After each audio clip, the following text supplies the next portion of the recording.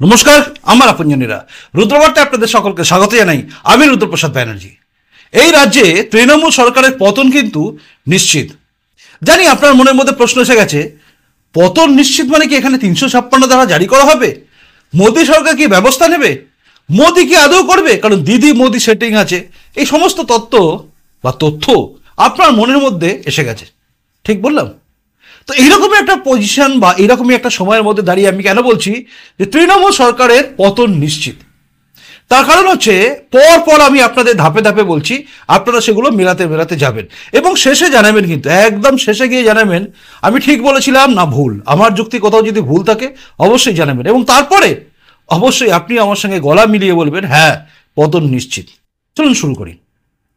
আপনারা জানেন এই রাজ্যে আরজিকর ঘটনা নিয়ে উত্তাল হয়ে রয়েছে গোটা বাংলা।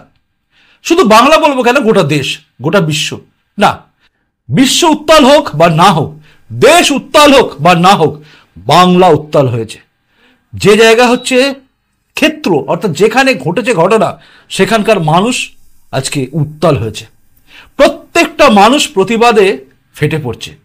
কে নামছে না রাস্তায়, রাজপথে? একদম রামকৃষ্ণ মিশন থেকে শুরু করে সমস্ত জায়গার প্রত্যেকটা প্রান্ত থেকে মানুষ নামছে। কিছু ধর্মীয় সংগঠন নামেনি আর পুলিশ নামেনি, বাকি সবাই প্রায় নেমে পড়েছে। তৃণমূল করা এদের কথা বাদ দিন, কারণ এরা সরকারে আছে, সরকারের ভুল এরা দেখবে না। ঘরের মধ্যে দাঁড়িয়ে এরা চিন্তা করবে যে হ্যাঁ এটা ভুল হয়েছে, আমারও মেয়ে এরকম হতে পারে। ঘরে বসে চিন্তা করবে। সবাই শান্তনু সেন হবে না, মানে ডক্টর শান্তনু সেনের মতো হবে না। সবাই সুখেন্দু শেখর রায়ের মতো হবে না যে প্রতিবাদ করবে। যদিও সুখেন্দু শেখর রায় পরে ডিলিট করেছিলেন, আসছে সে প্রসঙ্গে, কিন্তু সবাই হবেন না, সবার বিবেক জাগবে না। সবাই বিবেকটাকে টাকা দিয়ে, ঘুষ দিয়ে চেপে রাখার চেষ্টা করবেন। আর বাকি জনগণ রাস্তায় আছেন। যেভাবে আজকে প্রত্যেকটা জায়গা থেকে মানুষ নামছে, আজকে তো কি বলবো, কলকাতার রাজপথ তো দেখছি তত ভাবছি যে মানুষের মধ্যে এত উন্মাদনা আসছে কি করে, কেন এতটা উন্মাদনা আসছে? আসলে এই উন্মাদনা শব্দটা তৃণমূল নেতারা ব্যবহার করেছে। সেখান থেকে আমি বললাম মানুষের মধ্যে স্বতঃস্ফূর্ত যে ক্ষোভ, এটা এলো কেন? এটা কি একদিন এসছে? শুধুমাত্র অভয়কাণ্ডের জন্য এসছে? না, পুঞ্জীভূত ক্রোধ। আমি আবারও বলছি, আমি আগেও বলেছি, পুঞ্জীভূত ক্রোধ ধীরে ধীরে এই জায়গায় নিয়ে গেছে। অর্থাৎ আগ্নেয়গিরি, সেই আগ্নেয়গিরি তৈরি হয়ে গেছে। এই আগ্নেয়গিরি কিন্তু ফেটে পড়বেই। লাভা জমছিল, ফুটছিল টকবক করে, ফুটো পেয়েছে একটা, সেখান থেকে বেরিয়েছে। সেই ফুটোটা বা ফাটলটাই হচ্ছে একটা, সেটা হচ্ছে অভয়াকাণ্ড, যেটা সবার হৃদয়কে বিদীর্ণ করে দিয়েছে। হৃদয় ফেটে গিয়ে বেরিয়ে এসছে জ্বলন্ত লাভার মতো ক্রোধ, আর সেই ক্রোধ এগিয়ে চলেছে ক্রমশ রাজপথ জুড়ে। এবং সেই ক্রোধই ধীরে ধীরে এই নবান্নের সমস্ত কিছুকে ধুয়ে মুছে সাফ করে দেবে। না, নবান্ন ঠিক থাকবে, কিন্তু এই যে সরকার এই যে সিস্টেম তৈরি করে চলেছে, একের পর এক ধর্ষকদের বা কি বলবো, ধর্ষণ কাণ্ডে যারা সব জড়িত আছে, তাদেরকে কোথাও যেন সে আড়াল করার চিন্তা করা, এই সরকারের বিরুদ্ধে ক্ষোভ কিন্তু বাড়ছে। কামদুনি, হাঁসখালি, পর ঘটনা এই রাজ্য সরকারের সবকিছুকে বুঝিয়ে দিয়েছে সকলের সামনে। মানে সত্যিটা না সামনে চলে এসছে। আর এই অভয়াকাণ্ডে তো সবটাই সামনে এসে গেছে। যেভাবে, যে কায়দায় সন্দীপ ঘোষকে বাঁচানোর চেষ্টা করা হয়েছে, যে কায়দায় সবকিছুকে ঢেকে দেওয়ার চেষ্টা করা হয়েছে, যে কায়দায় পুলিশ মহল রাস্তায় নেমে পড়েছে, না মানে এই যে প্রতিবাদী কণ্ঠ রোধ করার জন্য সত্যিকে মিথ্যে দিয়ে ঢাকার চেষ্টা করে যাচ্ছে, এটা কিন্তু কার্যত সবটাই সামনে এসে গেছে যে এখানে বিরাট বড় একটা চক্রান্ত চলছে সন্দীপ ঘোষের মতো মানুষকে বাঁচানোর। কারণ সন্দীপ ঘোষ ধরা পড়লে আরো কি তদন্ত ধরা পড়বে জানা যাচ্ছে না।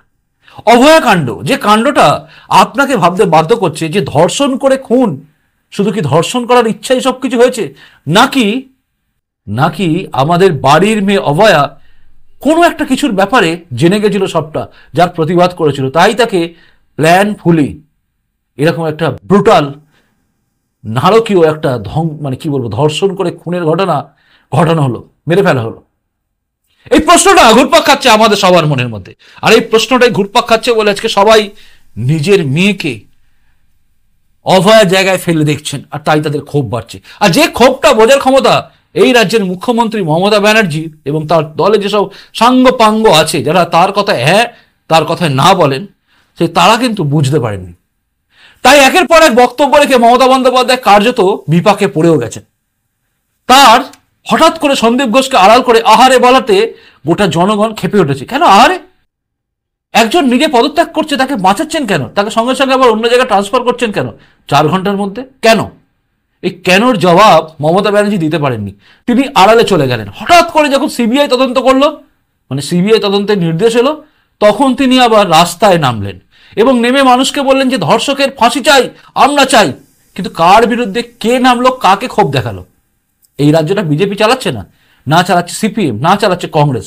এই রাজ্য চালাচ্ছে খোদ মমতা বন্দ্যোপাধ্যায়, মুখ্যমন্ত্রী যিনি, তিনি। এই রাজ্যের শাসক দল হচ্ছে তৃণমূল, তাদের বিরুদ্ধে তারাই নামলেন। এই যেন আমার ঘরে বসে আমি চেঁচাচ্ছি আমার ঘরের বিরুদ্ধে, সেই অবস্থা তিনি করলেন। কার্যত লোকের কাছে তিনি হাসির একটা খোরাক হয়ে গেলেন। যারা নামলো পাশে, তাদের মধ্যে অনেককেই দেখেছি অভিনেত্রীদের পাশ থেকে এরকম করে মুখ নাড়ছেন। তাদের এসব দেখে কার্যত মনে হচ্ছিল না এটা প্রতিবাদ করছে, মনে হচ্ছিল তারা একটা নাটক করছে। আর সেই নাটক বাংলা জনগণ বুঝে গেছে। তাই ওই নাটক করে রবিবারের মধ্যে ফাঁসি চাই, এসব গল্প মানুষ বোঝেনি, বিশ্বাসও করেনি। আবার চুপ করে গেলেন তিনি। তার সমস্ত ফেউ যেগুলো আছে, মানে যেগুলো সব চেঁচায়, তার সমস্তগুলোকে এগিয়ে দেওয়া হলো। তারা চেঁচাতে শুরু করলো বিভিন্নভাবে, দমাতে শুরু করলো সবাই মিলে। একদিকে পুলিশ প্রশাসন, আর একদিকে নেমে গেল এই সমস্ত লোকেরা যারা উল্টো পাল্টা মানুষকে বোঝাতে চাইলো, ভুলভাল বোঝাচ্ছিল, বহুল বক্তব্য রাখছিল। আজকে এমন পর্যায়ে গেছে, বহু মুখপাত্রকে দেখলে লোকে কাঁচা কাঁচা গালাগালি দিচ্ছে। তাদের সোশ্যাল মিডিয়া যে সমস্ত হ্যান্ডেল আছে না, সেগুলো যদি খোলেন, আপনি দেখেন যদি না, যারা গালাগালি জানেন না বাংলাতে, তারা অনেকে বাংলা গালাগালি শিখে নেবেন। ব, ক, খ সব রয়েছে সেখানে, মানে কিচ্ছু বাকি নেই, সব গালাগালি তাদের নামে হচ্ছে। আর এমন পর্যায়ে পৌঁছে গেছে, এখন তো ঘরে বসে কোনো একজন মুখপাত্র যিনি জেল থেকে বেরিয়ে আছেন, তাকে দেখলে লোকে গালাগালি দিচ্ছে। দেখলে, তার মুখ দেখলে মনে হচ্ছে গালাগালি দেবো, এই জায়গায় পৌঁছে গেছে। এত ক্রোধ এসে যাচ্ছে তার বক্তব্য শুনলে, যেভাবে তিনি মানুষকে ছোট করছেন। আবার তিনি ক্ষমাও চাইছেন, মানে মাঝে মাঝে তিনি পাল্টি মারছেন। তিনি বুঝছেন এই ক্ষোভ এখন নবান্নর দিকে যাচ্ছে, কিন্তু এই ক্ষোভ যদি একবার ঘুরে আমার বাড়ির দিকে আসে, আর বক্তব্য রাখার জায়গা থাকবে না। কারণ সেই ঘিরে ধরা, কখন তারপর বেরোবেন, কবে ছাড় পাবেন, এসব নিয়ে চিন্তা তার হয়ে যাবে। এই সমস্ত চিন্তা তাদের মধ্যে এসে গেছে, তাই তারা মাঝে মধ্যে পাল্টি মারছেন। মানে পিঠ বাঁচাতে উল্টো কথা, আর সিট বাঁচাতে অন্য কথা, এই কালটা করে চলেছেন তারা। আর এইসব করতে করতে মমতা বন্দ্যোপাধ্যায় যখন এই ছাত্র সমাবেশ, দেখি সব ছাত্র সমাবেশ, ওদের বাচ্চা বাচ্চা ছাত্র ছিল, ওই দেগঙ্গা ফেগঙ্গা থেকে বাচ্চা বাচ্চা ছাত্রদের নিয়ে এসে ছাত্র সমাবেশ করেছিল। উড়ন্ত লুঙ্গি ছুটন্ত লাথি খাওয়া পুলিশ সেগুলোকে দেখেছে ছাত্র সমাজ। তো সেই ছাত্র সমাজের সামনে মমতা বন্দ্যোপাধ্যায় হঠাৎ করে মুখ করলেন। ভাবলেন অনেক হয়ে গেছে আমার নামে এসব কথা বলা, 27 তারিখ এরকম মিছিল করে ঘিরতে গেছিল, সামান্য কজন লোক গেছিল, আর সেই লোককে সামলাতে পুলিশ হিমশিম খেয়ে গেল, কাল ঘাম ছুটে গেল, সমস্ত জলকামন শেষ হয়ে গেল। মমতা বন্দ্যোপাধ্যায় কার্যত বুঝে গেছেন যে একটা বিক্ষোভে আমাদের টলিয়ে দিয়েছে, পুলিশ হিমশিম খেয়ে গেছে, কাঁদানের গ্যাসের সেল উল্টো দিকে না গিয়ে নিজের দিকে চলে এসছে। এই হচ্ছে পুলিশের অবস্থা। সাধারণ মানুষকে বেধড়ক পিটিয়েছে, নৃশংসভাবে মেরেছে পুলিশ, কিন্তু সেগুলোকে সামনে আনেনি। সামনে এসে গেছে পুলিশ চোট খেয়েছে সেটা। আর পুলিশ যাদের মেরেছে, যাদের হাড়গোড় ভেঙে দিয়েছে, মাথা ফাটিয়ে দিয়েছে, মেরেছে, নাক ভেঙে গেছে, অনেকে চোট হয়েছে, অনেকে ইনজিওর্ড হয়েছে, তাদের ছবি না কেউ সোশ্যাল মিডিয়া দেয়নি, কেউ ডিপিতে তাদের ছবি দেয়নি, তাই কেউ জানেও না, কিন্তু এরা করে দিয়েছে পুলিশ মহল। তো এইসব করেও যখন দেখছি এইরকম হোপ মানুষের মধ্যে আছে, একটা পোর্শন, শুধুমাত্র একটা পোর্শন, ছাত্র সংসদ বা ছাত্র কি যেন সমাজ, ছাত্র সমাজ বলে একটা ভুঁইফোড় সংগঠন, যেটাকে বলেছেন সবাই মিলে, সেই ভুঁইফোড় সংগঠন একটা আওয়াজ দিয়ে এটা যদি করে ফেলে, পেছনে কে আছে না আছে বাদ দিন, করে ফেলে, তাহলে যদি সবাই নামে, যেভাবে আজকে নাগরিক সমাজ নেমেছে, সেভাবে যদি সবাই নামে, নবান্ন তো নবান্ন, দিল্লির আচ্ছা আচ্ছা নেতার গদি টলে যাবে। যে বিক্ষোভ হয়েছে, আমি আবারও বলছি, দায়িত্ব নিয়ে বলছি, নবান্ন তো নবান্ন, দিল্লির মোদী সরকারও কিন্তু টলে যাবে, এত লোক যদি নেমে যায়। এটা বাস্তব সত্যি। তো এই সত্যিটার উপর দাঁড়িয়েছে সবকিছু। এরপরে আমরা দেখলাম মমতা বন্দ্যোপাধ্যায়ের ওই ছাত্র সমাজে দাঁড়িয়ে, ছাত্র কি যেন ছাত্র পরিষদের ওই প্রতিষ্ঠা দিবসে দাঁড়িয়ে বাচ্চা বাচ্চা ছাত্রের সামনে গোটা রাজ্যে যে সমস্ত আন্দোলনকারী ছিল তাদের বিরুদ্ধে বিষোদ্গার, ফোঁস করতে বলছে, ফোঁস করো, মানে তাদের সব শেখানো পড়ানো সাপগুলো, যে সাপগুলো মানুষকে ছোবল মারে। আমি জানতাম যে তৃণমূলে সবাই ভালো মানুষ আছে, এখন জানতাম সাপও আছে, তাদেরকে ফোঁস করতে বলেছেন, মানে কামড়াবে না, বিষ আছে কিন্তু এদের, কামড়াতে বারণ করছে, ফোঁস করতে বলছে।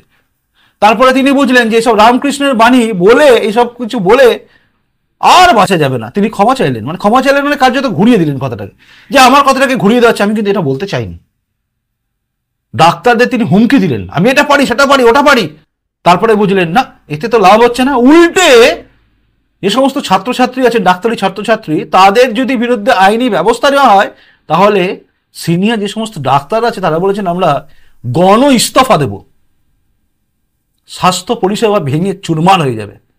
মমতা বন্দ্যোপাধ্যায় টলে গেছেন, বুঝে গেছেন এবার যদি গণ ইস্তফা হয় এই রাজ্যে স্বাস্থ্য ব্যবস্থা ভেঙে যাবে।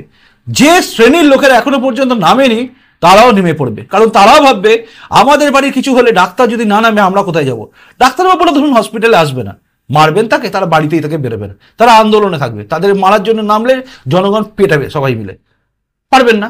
কাজে তখন কি করবে? তখন এই ক্রোধটা বা ক্ষোভটা চলে যাবে স্থানীয় তৃণমূল নেতাগুলোর ওপরে।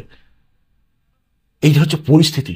আজকে আমি যেটা বলছি আপনার মনে হতে পারে অলিক কল্পনা, অনেকে বলবে না তো অলিক কল্পনা, গাঁজাখুরি কে বলছেন, বলতে পারেন, কিন্তু এটাই বাস্তব কথা। একবার বুকে হাত দিয়ে বলবেন এটা হবে কি হবে না। আপনার বাড়ির কোনো ছেলে মেয়েকে নিয়ে গিয়ে আপনি যদি হসপিটালে যান এবং সেখানে গিয়ে দেখলেন যে ডাক্তাররা নেই, তার কারণ হচ্ছে এই সরকারের জন্য তারা পদত্যাগ করেছেন, ইস্তফা দিয়ে দিয়েছেন, গণ ইস্তফা, তাই ডাক্তারি পরিষেবা হসপিটালে যেটা পাওয়ার দরকার আপনি পেলেন না। আপনার পেশেন্টকে নিয়ে যখন ঘরের মধ্যে চলে আসবেন তখন যে ক্রোধটা হবে সেই ক্রোধটা কিন্তু পাশে থাকা দোর্দণ্ড প্রতাপ তৃণমূল নেতার উপরে আপনি বর্ষাবেন বর্ষাবেন বর্ষাবেন। না বর্ষালে আপনার মতো নপুংসক পৃথিবীতে নেই, আপনি করবেনই। আর সেটা করবে যে কেউ। কারণ আমি যদি দেখি আমার মাকে, যদিও আমার মা মারা গেছেন, আমার মাকে নিয়ে কেউ উল্টোপাল্টা করছে, আমি চিকিৎসা করাতে পারছি না, আমার মা মারা যাবে কারোর জন্য, তাকে তো আমি ছাড়বো না। আমি জানি যা হয় আমার হোক, কিন্তু যার জন্য আমার মায়ের ক্ষতি হচ্ছে তাকে আমি ছাড়বো না। আর এই সমস্ত কিছু কারণের উৎস হচ্ছে একটাই জায়গা, সেটা হচ্ছে এই সরকারি ব্যবস্থা, এই সরকারের সিস্টেম। সেই সিস্টেমের বিরুদ্ধে ক্ষোভ তখন আরো বেশি উঠবে। তাই মমতা বন্দ্যোপাধ্যায় বুঝে গেছিলেন, বুঝে গিয়ে বলছেন না না না না, আমি এটা বলতে চাইনি, আমি এটা ফোর্স বলিনি, আমি এটা বলিনি যে আমি হুমকি দিইনি, এটাকে ঘুরিয়ে দেওয়া হচ্ছে। আর সবেতেই তিনি বলেন ফেক ভিডিও। আমরা যারা ইউটিউবে বসে বলি সব ফেক ভিডিও বলি। কোনো চ্যানেল যদি দেখায়, বড় বড় চ্যানেল যদি দেখিয়ে দেয়, সেই বিপি আনন্দ হোক বা রিপাবলিক বাংলাই হোক বা টিভি 9 হোক বা সিএন হোক, যে কেউ যদি দেখিয়ে দেয়, ব্যাস তারা সব ফেক ভিডিও চালাচ্ছে। একমাত্র ঠিক কথা কোথায় পাবেন? জাগো বাংলা।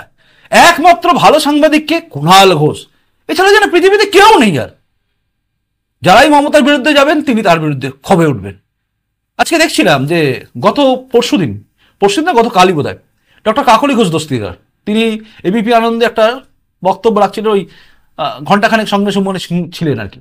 সেখানে এমন করে বললেন যে আগে যারা পাস করেছে, মহিলা ডাক্তাররা যারা পাস করেছে, তারা ছাত্রীরা নাকি কোলে বসে পাস করেছে, মানে কোলে বসে পাস করানো হতো, এই টাইপের কথা বলেছেন। পরে আবার তিনি লিখলেন আমি ওটা বলতে চাইনি, আসলে ভুল হয়ে গেছে, ওটা ক্ষমা করে দেবেন, আমি কাউকে হার্ট করতে চাইনি, আমি কথাটাকে উইথড্র করছি। কি মজার ব্যাপার না? আপনি বলে দিলেন, দিয়ে উইথড্র করে নিলেন। আর আমরা সামান্য কিছু করলে টেনে ঘাট ধরে নিয়ে গিয়ে অ্যারেস্ট করে ঢুকিয়ে দেন। এই অত্যাচার কতদিন চলবে? সবাই মুখ বুঝে সহ্য করবে? সবাইকে শফিকুল ইসলাম, সবাইকে সন্ময় ব্যানার্জি, সবাইকে মানব ঘোষ, সবাইকে সত্যশীল ঘোষ, তাদের মধ্যে কেউ কেউ তো রুদ্রপ্রসাদ ব্যানার্জিও হবে, যে ভাববে অন্য করে, সে ভাববে এ তো রাস্তা নয়, এটা রাস্তা নয়, ইউটিউবের বাইরে গিয়ে আমাকে কিছু করতে হবে, মানুষের সঙ্গে ভিড়ে মিশে আমাকেও কাজ করতে হবে, মানে এগোতে হবে, লড়াই লড়তে হবে, সংগ্রাম করতে হবে, সংগ্রামের দরকার আছে। আর সেটা জনগণ করছে। সব জনগণ চুপ করে সহ্য করবে না, কেউ না কেউ তো প্রতিবাদ করবে। আর প্রতিবাদ আজকে সবাই করছে। আজকে শফিকুলও রাস্তায় নামছে, আজকে সন্ময়ের রাস্তায় নামছে, আজকে সবাই রাস্তায় নামছে, সবাই সবাই সবাই আমরা সবাই নামছি। আর এই প্রতিবাদটা চলবে, তাই ভিত নড়ে যাবে আস্তে আস্তে তৃণমূলে। এবার আসি আসল কথা। একের পর এক উক্তি করছে, একের পর এক ক্ষমা চাইছে। এর মধ্যে আবার বাসতিলে দুর্গের উদাহরণ দিয়ে দিয়েছেন সুখেন্দু শেখর রায়। আমি জানি আমার কালকে হয়তো তিনি চাপে পড়ে উইথড্র করে নেবেন, মানে ডিলিট করে দেবেন, কারণ তার ওই পোস্ট যেটা তিনি এক্স হ্যান্ডেলে করেছেন, যে বাসতিলে দুর্গ পতনের কথা বলে দিয়েছেন, জুলাই মাসের কথা, জুলাই মাসেই হয়েছিল বাসতিলে দুর্গ পতন, তো সেটা তিনি উদাহরণ দিয়েছেন, দিয়ে ছবি দিয়ে পোস্ট করে দিয়েছেন, পোস্টটা দেখতে পাচ্ছেন। এরপরে তার এই পোস্টের নিচে, এক্স হ্যান্ডেলে পোস্টের নিচে তার বিরুদ্ধে অনেক কিছু বলেছেন তৃণমূলের নেতা ফেতারা, মানে ওই আমচা চামচারা। তারা এমনকি এটাও বলেছেন যে ছাতা থেকে বেরিয়ে যান না, দিদির ছবিটা বাদ দিয়ে আপনি নামুন না, রাজ্যসভার টিকিট পাবেন না বলে সব করেছেন নাকি। দেখুন, কেউ যদি বিবেকের ডাকে সাড়া দেয় তার বিরুদ্ধে এরকম খড়গহস্ত হয়ে যায়। শুনছিলাম যে ডক্টর শান্তনু সেনকে নাকি বের করে দিয়েছে বলে একটা ছাত্র কি ভিডিও অডিও রেকর্ডিং শোনা যাচ্ছিল। মানে ক্ষোভ বিক্ষোভ কোথায় যাচ্ছে বুঝতে পারছেন? আজকে রামকৃষ্ণ মিশন থেকে শুরু করে নাগরিক সমাজ, যেখানে সমস্ত নায়ক নায়িকা যত আছেন সবাই নেমেছে, হুমকি দেওয়া হচ্ছে। দেখছিলাম এক নেতা, মানে তৃণমূলী নেতা, মুখপাত্রই হয়তো এখন আছেন, কখন থাকেন না তো কেউ বোঝে না, তিনি দেখছি বক্তব্য রেখে দিয়েছিলেন একদমই এই টালিগঞ্জের সমস্ত অভিনেতা অভিনেত্রীদের, যে কেন দিদির পাশে যখন ছবি তোলেন আপনারা নিজেকে, আরে এরা দিদির পাশে ছবি তোলে মানে মমতা ব্যানার্জির পাশে ছবি তোলে তাই তাদের নাম আছে? এরা তো আগে থেকেই নাম দামি। এর মমতা বন্দ্যোপাধ্যায়ের পাশে ছবি তুলে তারপরে ছবি হিট করবে নাকি? কাঁচকলা। আমরা যদি দেখি কোনো একজন তৃণমূলের নেতার ভিডিও করছে, সিনেমা করছে, আমি দেখতে যাবো না, কাঁচকলা দেখবো না। এরকম অত্যাচার অন্যায় করার পরে তার ভিডিও দেখবো, তার সিনেমা দেখবো, যেখানে যদি লাইক দেওয়ার কথা থাকে আমি 10টা ডিসলাইক দেওয়ার চেষ্টা করবো, যাতে ফ্লপ করে যায় ছবি। একদম বাস্তব কথা বলছি। কোনো এইসব তৃণমূল মার্কা নেতাদের ছবি আমরা দেখবো না, আমরা এরকম করব, এটা আমাদের ধারণা।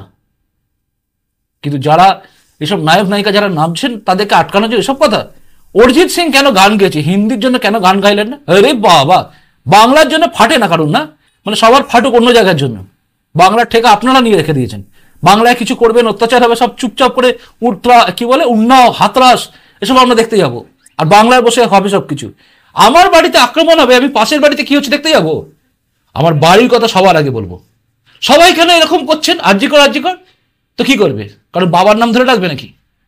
এই প্রশ্নগুলো না মনের মধ্যে আসে। মানে আমার বাড়িতে আমার বাবার চিন্তা আমি করব না, আমি পাশের বাড়ির বাবার চিন্তা করবো। বাবা কি আমার অন্য কেউ হয় নাকি?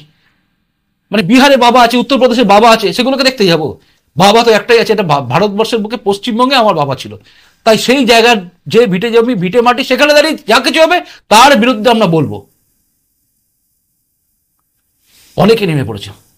এবার আছে আসল কথা, পতন কেন হবে?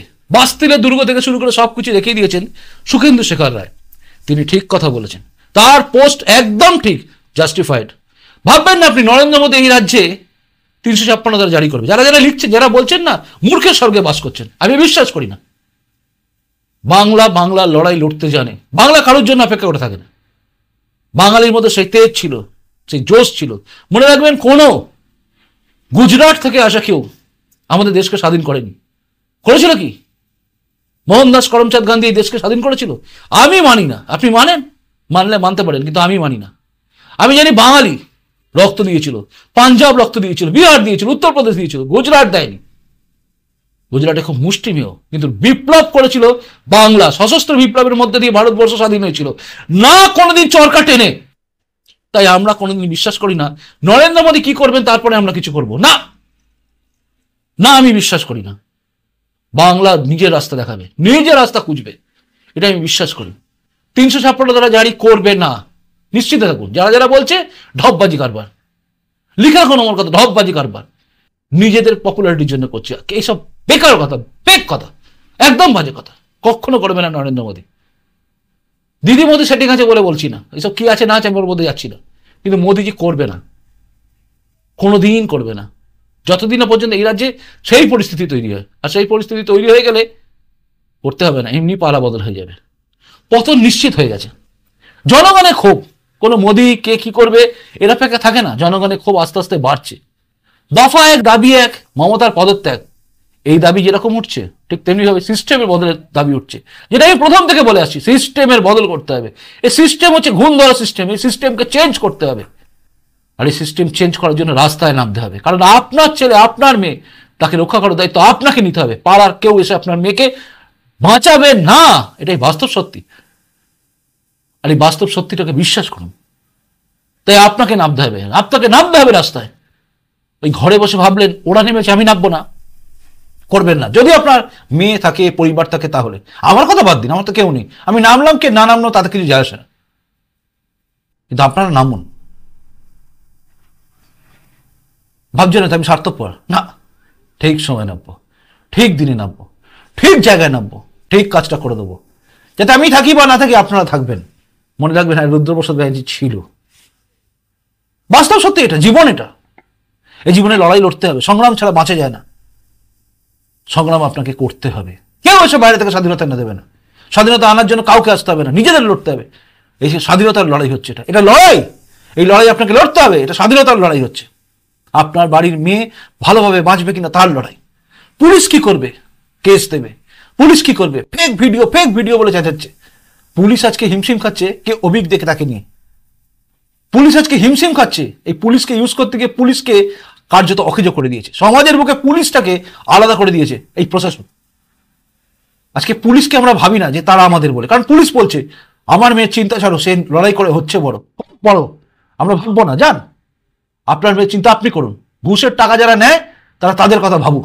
দেখেছি আমরা ঘুষ নিতে, এবার ঘুষ নিতে দেওয়া দেখে ছবি দেখে সেটাকে প্রমাণ করছে এটা ট্যাক্সে দিচ্ছে, যেটা 2023-এর ছবি সেটাকে 25শে আগস্টের ছবি বলে কলকাতার পুলিশ তাদের পেজে পোস্ট করছে আর কমেন্ট বক্সটা ব্লক করে দিয়েছে।